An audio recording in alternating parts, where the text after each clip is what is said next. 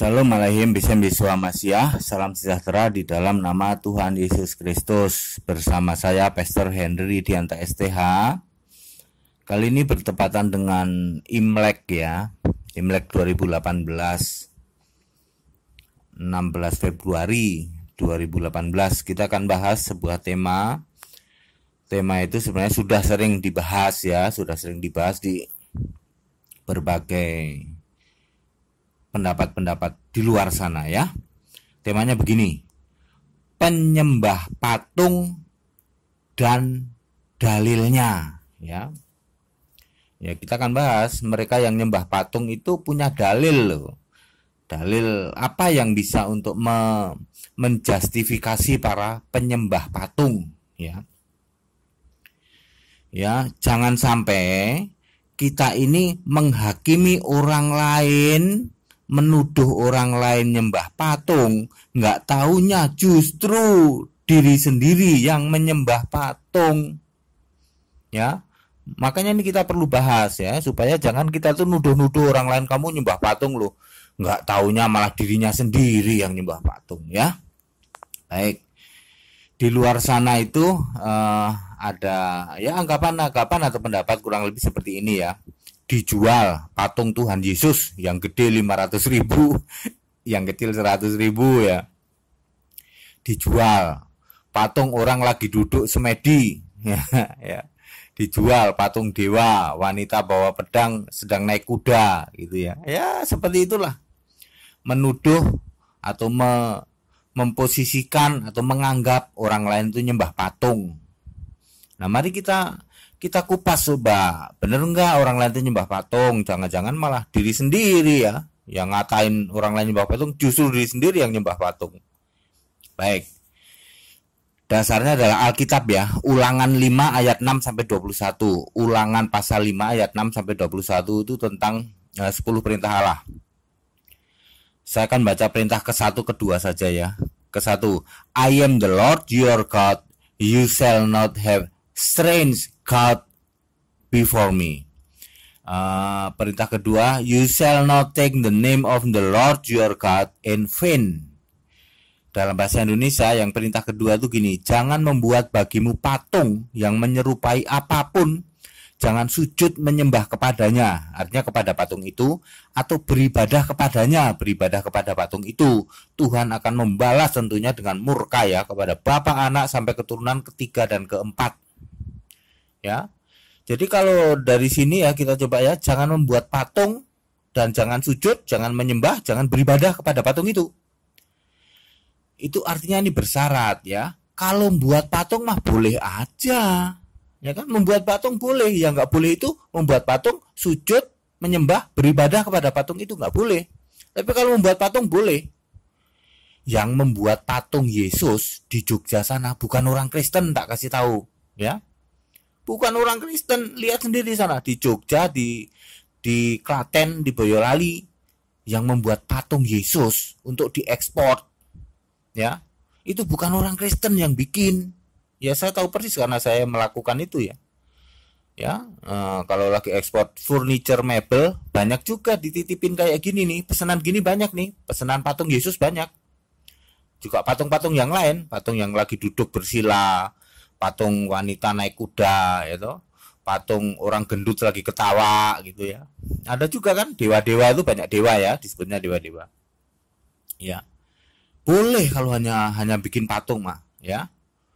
Di NTT ada patung Yesus gede banget ya, mungkin nomor 1 di dunia atau nomor 2. Di Brasil juga ada patung Yesus. Di Spanyol, di negara-negara yang lain juga ada patung Yesus gede banget. Yang nggak boleh itu nyembah patung, nyembah, sujud, beribadah kepada patung, itu nggak boleh.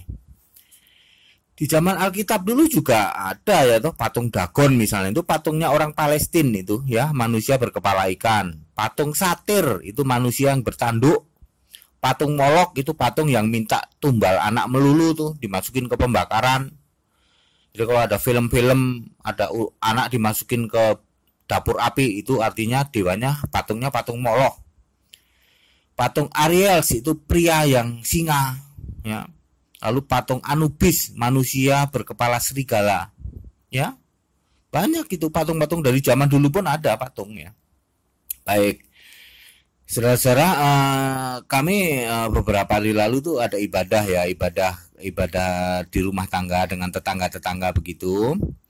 Ya salah satunya yang ikut ibadah itu orang yang di rumahnya punya patung, ya. Ya patung anak juga patung ibunya juga, gitu. Dia ikut ibadah, gitu. Ibadah di tempat saya, terus ya kita sharing lah ya. Bu, mau nanya nih Bu, di tempat ibu kok ada patung Bu, itu gimana tuh Bu? Gitu. Ya nggak gimana-gimana Pak Pendeta katanya. Kami tidak menyembah patung kok. Lah buktinya sekarang kami ibadah di rumah Pak Pendeta, kan Pak Pendeta nggak ada patung tuh di rumah. Ya, kami kan nggak nyari-nyari patung. Tadi kita berdoa ya saya berdoa saja. Saya tidak cari-cari harus menghadap ke patungku di rumah. Ini rumah Pak Pendeta kan sebelah barat dari rumah saya. Saya kan tadi nggak minta kan secara khusus Pak saya menghadap ke rumah saya ya, soalnya patung saya ada di rumah. Nggak gitu kan? Itu bukti bahwa kami tidak nyembah patung. Oh gitu ya Bu lah. Nah terus patung itu untuk apa Bu? Oh, itu hanya sebagai perantara saja atau simbol saja. Karena ya mungkin tidak semua orang itu bisa memahami bahwa Allah itu roh. Kadang-kadang tidak nyampe imannya ke sana sehingga kami itu perlu perantara. Ya perantara sekedar ini sajalah. Tapi kami tidak menyembah patung itu, tidak, sama sekali tidak. Lah buktinya tadi saya berdoa kan. Kita doa sama-sama dan saya tidak menghadap patung ke sana. Saya juga tidak perlu membawa patung.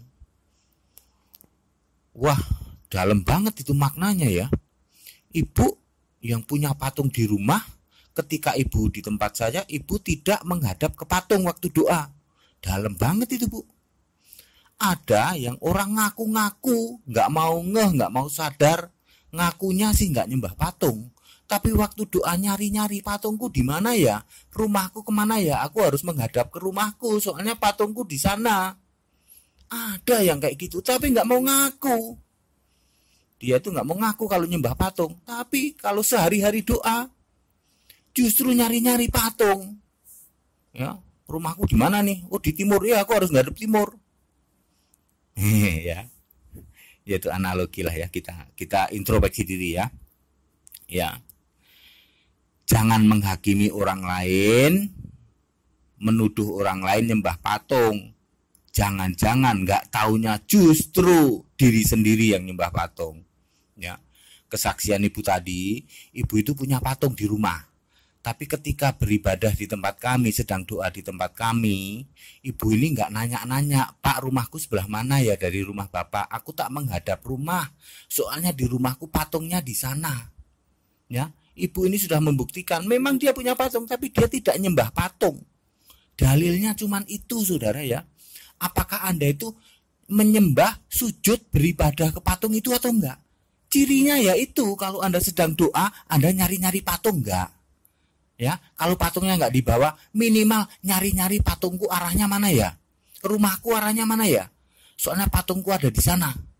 Ya, kalau Anda tinggal di Jakarta terus Anda di Sukabumi, Anda nyari-nyari, aku harus kalau doa menghadap ke Jakarta, menghadap ke utara, soalnya patungku ada di Jakarta. Itu Anda justru penyembah patung yang kayak gitu. Ya.